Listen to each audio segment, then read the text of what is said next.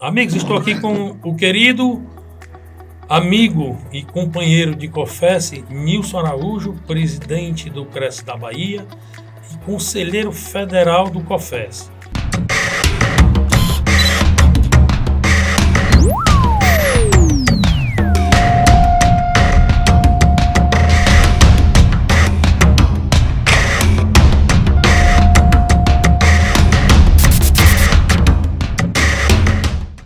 Nilson, seja bem-vindo.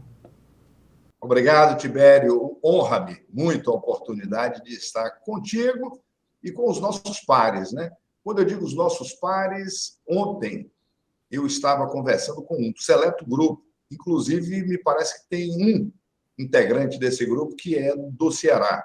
Nós iniciamos segunda-feira agora um curso de avaliação de imóveis e este curso terá o seu encerramento, está previsto para amanhã às 22 horas. Então, eu digo sempre nas minhas preleções, nós somos corretores de imóveis para o planeta Terra. Acabou aquela história do corretor que é corretor em Salvador, em Feira de Santana, no Crato. Não, amigos, nós somos corretores de imóveis para o planeta Terra. Consequentemente, isso nos gera uma responsabilidade muito grande. Então, como um Estado, eu vou te dizer, eu comecei na atividade profissional ao cumprir o meu dever cívico, saindo do Exército Brasileiro. 2ª Companhia, 19º Batalhão de Caçadores. Meus pais me estrangulavam e diziam, não, você vai estudar, depois você pensa em trabalhar. E quando eu saí do Exército, já com ânimos de labor, de trabalho, eu me deparei com a corretagem. Então, entrei para a corretagem. Naquela ocasião, não existia a organização que existe hoje. Hoje, eu posso lhes acelerar. Só pode ser corretor de imóveis o portador de diploma em técnico em transações imobiliárias, é um curso que se equivale ao 2º grau, ou de graduação em gestão e ou ciências imobiliárias. Então, aos 20 anos de idade, portanto, decorridos 45 anos, eu entrei para a corretagem. E já dando plantão, realizando vendas, intermediando negócios, me apertaram dizendo que você tem que providenciar o seu registro no Cresce. Para vocês terem ideia, na ocasião não existia curso de TTI disponível. Então, eu atendi aos pressupostos e, com o Francisco de Jesus e Silva, presidente à época do Conselho Regional 9ª Região Bahia, eu obtive a minha inscrição de número 1585. E, diariamente, em minhas orações, eu agradeço a Deus por ter me iluminado e escolher essa profissão. Então, a corretagem de imóveis me trouxe só vitórias. Eu, por conta de um projeto que fui convidado há muitos anos atrás, precisava de ter uma graduação na área de ensino. Então, tornei-me professor licenciado pela Universidade Católica, mas, em paralelo, eu nunca abri das minhas atividades de corretagem. Só que a corretagem de imóveis é cíclica. Tem períodos em que o corretor fatura direitinho e outros gasta. Se manteve uma reserva, então, eu sempre chamo a atenção, não cometam os erros que eu cometi e que vi muitos colegas cometerem. Se vocês estiverem bem, se liguem que em algum momento o mercado pode sofrer uma crise e você precisa estar prevenido. Se ligue no amanhã, né? Se ligue no amanhã. E numa dessas crises, eu fiquei tão impactado e traumatizado que eu digo, eu não morrerei sendo apenas corretor de imóveis e professor. Então, eu percebi que existia uma lacuna muito grande na corretagem no tocante aos aspectos técnicos jurídicos. Então, eu aproveitei aquela fase de baixa e investi pesado. Fiz vestibular, obtive êxito e tornei-me advogado. Só que, mais uma vez, eu fiquei impactado e decepcionado. O curso de Direito não contemplava nas suas matrizes curriculares a disciplina ou módulos de Direito Imobiliário. Você via Direito Civil, 1, 2, 3. É evidente que em tudo que a gente via, tinha mesclado naquele conteúdo aspectos imobiliários. E eu carecia disso, e eu percebi que a lacuna era grande. Então, a minha primeira pós-graduação, Direito Imobiliário, e passei a advogar para o segmento imobiliário. Hoje eu tenho uma clientela rica de colegas corretores de imóveis, de empresas imobiliárias e outras. E lá vai, em 2003, eu fui convidado ou provocado para me submeter a um concurso na Universidade de Salvador, hoje conhecida como Unifax. Fui aprovado no concurso, selecionado, e aí passei a viver uma experiência outra. Empregado, carteira assinada, batendo ponto, e a satisfação maior do mundo, passando as experiências adquiridas ao longo dos anos para meus colegas corretores de imóveis que estavam fazendo um curso de graduação, portanto, um curso de nível superior. Esse curso ainda existe, Nilson? Existe em todo o Brasil. São os cursos de gestão imobiliária e ou ciências imobiliárias. O curso de ciências imobiliárias, ele se dá em nível de bacharelado e o único estado no Brasil que tem este curso ministrado em 10 semestres. É um curso de bacharelado. Só a Universidade Federal do Estado do Maranhão. Aqui na Bahia e outros estados que eu tenha conhecimento, os cursos são cursos tecnólogos, que são disponibilizados em até 5 semestres. Portanto, a metade da projeção para os cursos de bacharelado, que só tem no Maranhão. Então, existe, eu tive essa grata experiência e, na sequência, a reitoria da universidade percebeu que eu tinha alguma intimidade com o segmento imobiliário e, então, me fizeram uma proposta e eu tive um ganho espetacular. Ninguém me tira isso. Eu passei a ser o coordenador do primeiro curso de gestão imobiliária do estado da Bahia. E aí começaram a surgir, a aparecer convites para lecionar. Lecionei na FTC, na primeira pós-graduação de Engenharia, Avaliação e Perícia. Pasme, Tibério. Você está sentado, não está? Observe. Uma turma de 45 alunos de pós-graduação e era vedado ao corretor de imóveis pós-graduar-se nessa carteira. Eu só tinha na sala engenheiros e arquitetos. E aí eu descobri algo de extrema importância, Tibério e ouvintes. Os cursos de engenharia e ou arquitetura no Brasil não contemplam nas suas matrizes curriculares a disciplina avaliação de imóveis. Não contemplam, não é jogo aberto. Tem gente que se zanga comigo, mas eu não estou preocupado, não. Olha a minha cara de preocupado. Você sabe por quê? Por conta de iniciativas, eu diria até imprevidentes, de 3 organismos. Paciência, isso é público, eu não estou condenando. Eu só estou colocando aqui um sentimento meu pessoal. O IBAP, Instituto Brasileiro de Avaliações e Perícia, juntamente com o CREA, Conselho Regional de Engenharia e Agronomia, hoje, mais a ocasião de arquitetura, e o CONFEA, Conselho Federal de Engenharia e Arquitetura. Os 3 se uniram por força da Resolução 957, criada pelo Conselho Federal de Corretores de Imóveis, e naquele momento aquela resolução ganhou um alcance muito grande. Nós tínhamos que dar publicidade. E começamos a incomodar. E por conta deste incômodo, o que fizeram eles, IBAP, CONFEA e CREA, ingressaram com uma ação na Justiça Federal pugnando pela ilegitimidade dos corretores de imóveis laborarem com avaliação de imóveis. Amigo, olha quão temerário foi a ação.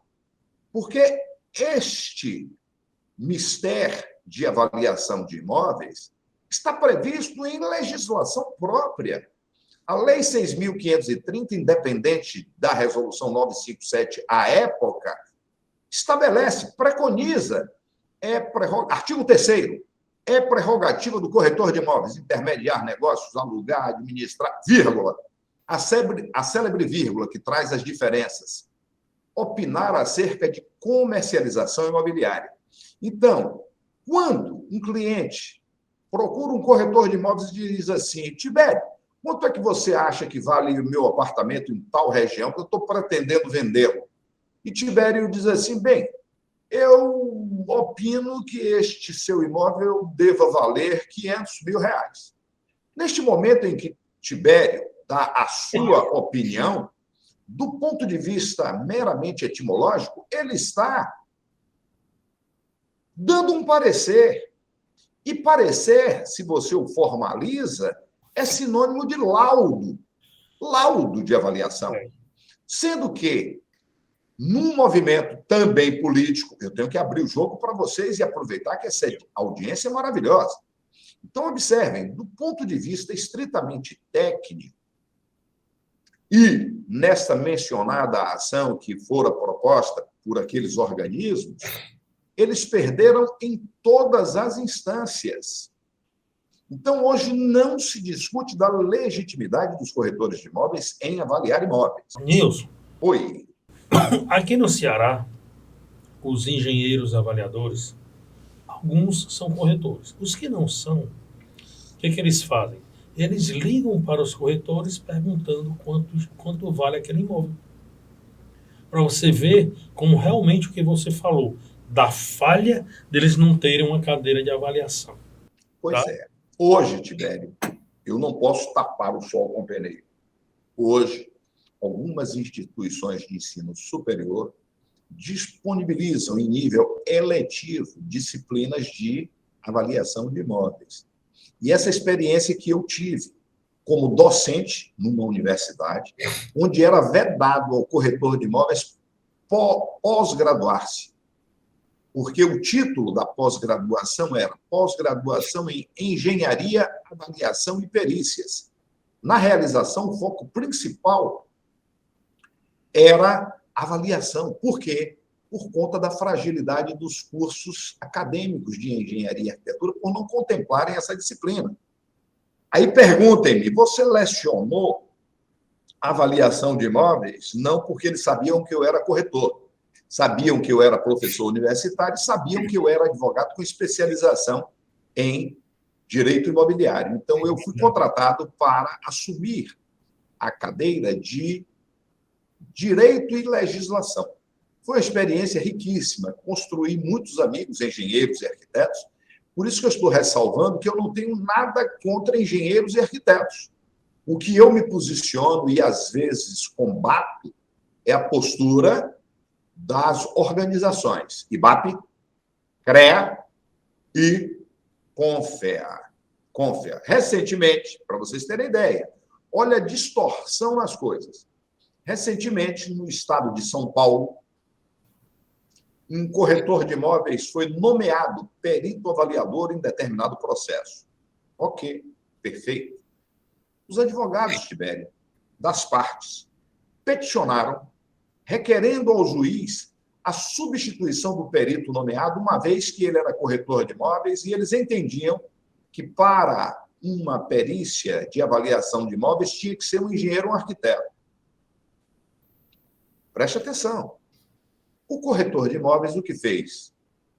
Fez contato com o seu patrono, advogado, e o advogado, por infelicidade, perdeu o prazo. Tendo perdido o prazo, o juiz não teve outra alternativa senão nomear um outro perito com a característica solicitada mediante petitório, tipo um engenheiro ou um arquiteto. O IBAP de São Paulo, o que fez? Pegou essa decisão e alardeou na imprensa.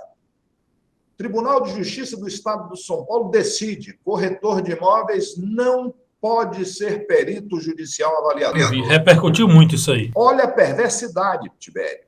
Eu, quando vi aquilo, e como as pessoas sabem que eu relativamente estudo essa matéria, eu escrevi, tornei público. E coloquei um título com pimenta. Eu sou baiano, né? Botei uma pimenta malagueta, o título da nota foi a seguinte: engenheiro e arquiteto não sabem avaliar imóveis. Rapaz, até ameaça eu recebi. Ameaça no bom sentido, né? Tipo, rapaz, pegue leve, que absurdo é esse?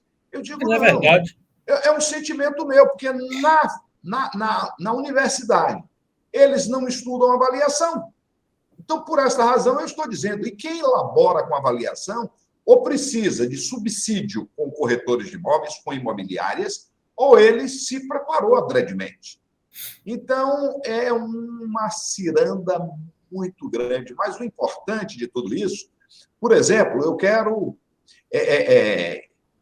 registrar aqui meus encômios para Fernando, um colega aí do Ceará, faz um trabalho belíssimo, não só em avaliação, não só em perícia, mas ele trabalha com a capacitação de corretores de imóveis e transcendeu.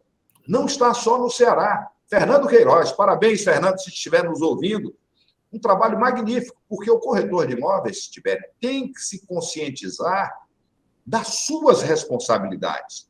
No Brasil, no ano de 2002, houve um fenômeno histórico para nós corretores de imóveis. Fora sancionada a Lei 10.406. Perguntar-se-ia, que lei é essa, Tibério? É a lei que alterou o Código Civil de 1916. Reparem, o Código Civil de 1916. Então, hoje no Brasil, nós corretores de imóveis, podemos nos jactar, nós corretores, que somos os únicos profissionais, médico, engenheiro, advogado, geólogo, dentista, ninguém, só o corretor, tem um título exclusivo no Código Civil brasileiro. Capítulo 13, da corretagem. Isso gerou uma responsabilidade muito grande. Muito grande. Muito grande. Tibério, a reboque, eu tenho dito hoje, os corretores de imóveis no Brasil vivem um momento revolucionário. Por que revolucionário? Mudanças abruptas nos procedimentos. No ano de 2015, Tibério, fora sancionada uma nova lei, Lei 13.105, que alterou alguns contextos do Código de Processo Civil brasileiro.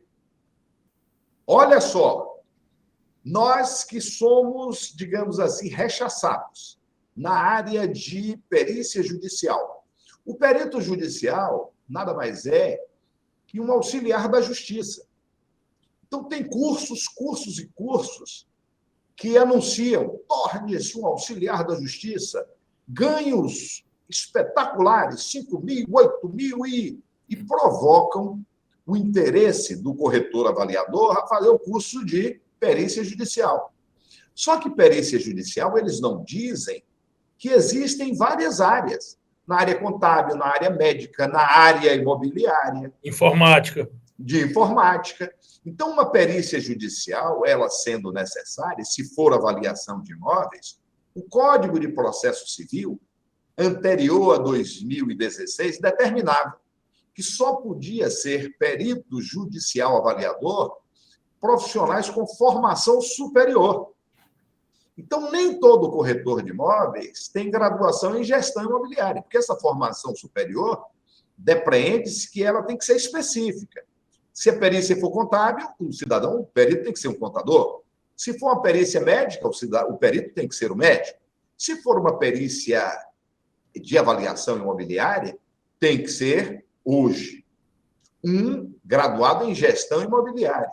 Só que a Lei 13.105, Tibério, nos deu galhardão, nos deu uma conquista maravilhosa, porque o texto do Código de Processo Civil antigo passou a estar consignado da seguinte forma: pode ser perito avaliador um profissional vinculado a um conselho profissional.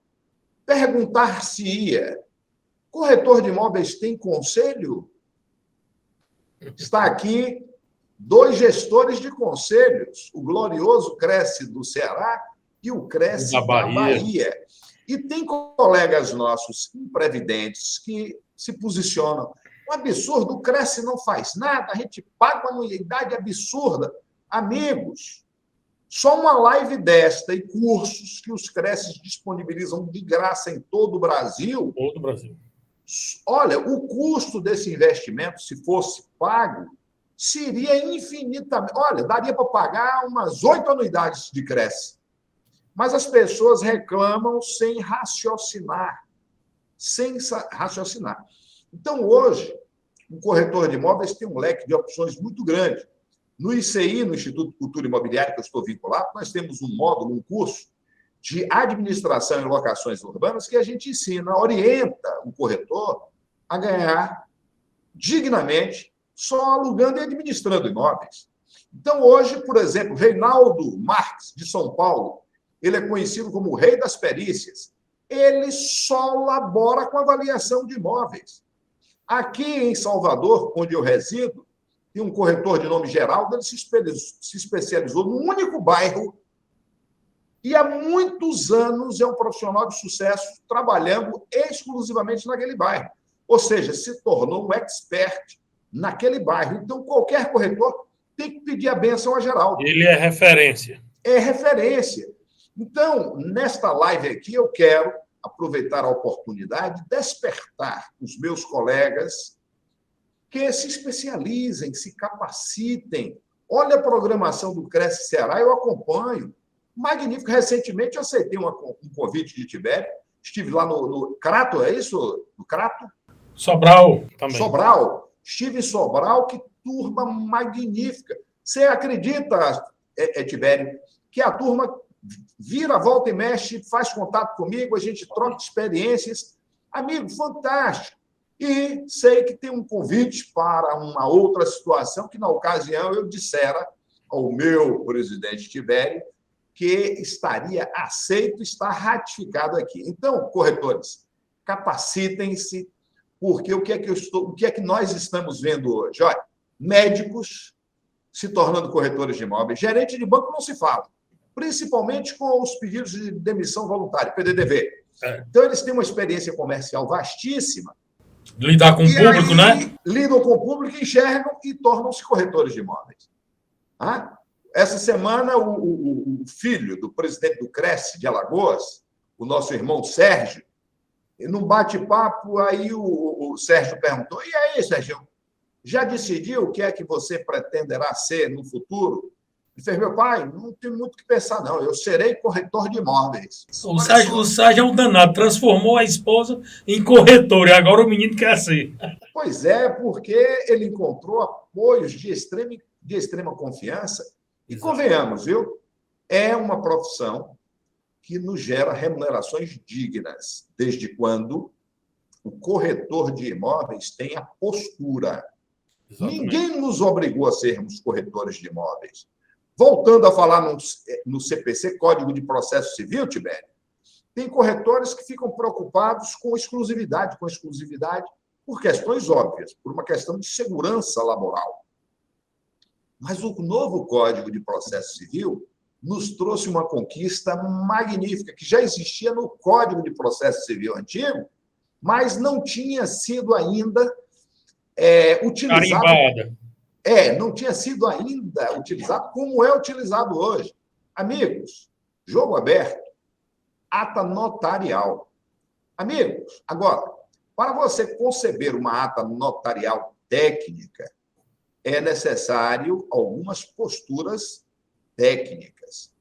E uma ata notarial, turma, é um meio de prova. Eu, na qualidade de advogado especialista em direito imobiliário, lhes digo, já ganhei algumas causas por conta da postura do corretor de imóveis na contratação da prestação de seus serviços. Basta o corretor se conscientizar que ele trabalha com prestação de serviços. O CDC, Código de Defesa do Consumidor, é claro e nos ampara. Então, se nós temos legislações que nos amparam, por que não utilizá-las? Exato, só reclamar. Pois é. Então, reclamação é válida para a gente melhorar. Agora, as reclamações têm de ser de maneira, digamos assim, criteriosa, responsável. Reclamar por reclamar. Eu sempre digo, rapaz, faça a reclamação construtiva, venha acompanhada de uma sugestão, né? De uma solução. Pois é, companheiro Tibério, eu estou disponível para as provocações, porque normalmente nesses embates assim, tem sempre questões, dúvidas, e eu quero me colocar à disposição. O amigo já havia sido presidente do Cresce da Bahia, né? Exatamente. Em 2003, eu tive uma grande divergência com o nosso colega, que era gestor à ocasião, e por força dessa divergência e por solicitação de muitos colegas, eu lancei-me candidato e foi exitosa. A categoria de corretores de imóveis baianos nos elegeram. Eu exerci um único mandato, porque eu tenho que cuidar da vida, alguém tem que pagar essa conta. Deixa eu aproveitar aqui e abrir o jogo, porque até hoje tem colegas nossos que pensam que os nossos salários são altíssimos. A função de diretoria, tanto no Conselho Regional de Corretores como no Conselho Federal, são funções honoríficas, não tem nenhuma remuneração. Aí tem aqueles incautos que dizem, mas as diárias, amigos, se eu fosse viver de diária de Cresce Cofesse, eu estava frito, porque eu tenho anseios maiores. Agora, jogo aberto. Existem os ganhos indiretos, desde quando você faça uma boa gestão. Foi o que aconteceu naquela experiência que eu tive. Eu consegui, Tibério, fazer o nosso sucessor, meu eterno irmão Samuel Arthur Prado, que você bem conheceu. Samuquinha, ele me sucedeu, ele era meu vice-presidente à época, e me chamou algumas vezes, você tem que voltar a contribuir. Eu digo, Samuca, siga, porque Samuel tinha uma característica, ele soube aproveitar as oportunidades da corretagem, era um homem aposentado, com a família definida, já criada, um filho advogado, outro filho administrador de empresas, morando num bairro maravilhoso, imóvel próprio, propriedade rural, ou seja, estava na sombra. Ele não e hábitos extremamente simples, ele não precisava de muito e vivia tranquilamente e amava o que fazia. Nos legou uma sede magnífica que você teve a oportunidade de nos prestigiar. Quero parabenizar o Cresce da Bahia pela uma sede com 7 pavimentos, elevadores, garagens, digna da nossa profissão. A gente tem que saber fazer o dever de casa. Então, a sociedade há de nos respeitar, porque a nossa prestação de serviços é de extrema relevância no contexto social brasileiro. E, infelizmente, agora, aos 27 dias do mês de fevereiro, meu irmão Samuel Arthur Prado partiu para o Oriente Eterno. Faleceu, e eu, na condição de seu vice-presidente, assumi esta missão honrosa de dar continuidade ao seu trabalho. Mas antes do Samuca nos deixar, ele fez a inauguração da sede, né? Com a diretoria, com os funcionários. Exatamente. Ele, na realidade, não inaugurou ele usou, né? Formal. Ele se valeu do seu troféu e programou a posse da nova diretoria e conselheiros eleitos no pleito de 2021. Então, em janeiro, a posse do grupo dos 54 se deu no auditório João Teodoro da Silva, e depois disso tivemos também a oportunidade de um congraçamento com todo o nosso quadro funcional. E hoje, Tibério, nós nos mudamos definitivamente para a nova casa, a Casa do Corretor de Imóveis, o edifício Samuel Arthur Prado. É como você diz, digna da nossa categoria. Digna muito da nossa categoria. É isso aí, meu irmão. Amigo Nilson, nós bate o papo, você sabe que a gente conversa sempre muito, né? Nós temos conversa de metro porque a gente vive o mercado. Nós somos corretores de imóveis. Nós somos o mercado imobiliário. Né? Nós somos os representantes das construtoras. Agora, eu queria que você deixasse uma mensagem positiva para nós, corretores de todo o país. A mensagem positiva que eu quero registrar neste momento é uma ínfima observação num livro de nossa autoria. Seja você o corretor vencedor. O corretor de imóveis nunca parou para ler o Código de Ética Profissional. O Código de Ética do Profissional tem apenas 10 artigos, incisos e parágrafos. E um desses artigos preconiza: eleja a sua profissão como o mais alto título de honra. Então, colegas corretores de imóveis, ninguém lhes obrigou a ser corretor de imóveis. O nosso escritório de advocacia agora está patrocinando uma causa, Tibério, em que um determinado cliente passou para trás um corretor de imóveis nos seus merecidos honorários no valor de R$1.500.000. Eu disse honorários, porque eu faço um exercício. Eu eliminei do meu vocabulário a palavra comissão. Perfeito. Eu sou um profissional liberal, eu sou um prestador de serviço, portanto, eu transijo honorários. Pense, o sacripanta do cliente deu uma rasteira nele, só que deixou indícios sérios. Ou ele repara, tipo, extrajudicialmente, ou a justiça tem... Eu tenho a expectativa que a justiça repare isso. R$1,5 milhão. Se Deus quiser, vai Então, reparar. reparem, honorários de 3 mil, 5 mil, 10 mil, 20 mil, é rotina na profissão do corretor. Por isso que eu digo, são remunerações dignas para profissionais que prezem pela sua dignidade. Mantenham a sua honra intacta. Joguem duro. Sejam corretores de imóveis com orgulho. E mais, sejam profissionais. Para ser profissional, você tem que se capacitar. Cole aí com o Cresce do Ceará. Se estiverem na Bahia, cole com o Cresce da Bahia. Muitas ações sem custo nenhum. O custo é o tempo do corretor. Exatamente. Meu amigo, foi um prazer. Nós agora colocaremos aqui uma brincadeirinha aqui com o amigo Nilson, que depois eu vou lhe mandar por WhatsApp. Fica atento aí à tela. Se não estiver tão bonita quanto você desculpe quem fez, viu? Depois a gente conserta. Eu tô lindo, rapaz. Até os meus cabelos grisalhos estão em evidência. Olha que maravilha, rapaz. É isso aí, amigo Nilson. Forte abraço, meu irmão. Esse é o nosso lema, meu irmão. Fique com Deus. Até a próxima. Até já. Amigos, obrigado por estarem prestigiando esse bate-papo aqui com o nosso amigo Nilson Araújo, presidente do Cresce da Bahia e conselheiro federal. E comentários aqui abaixo serão bem-vindos, sugestões, críticas.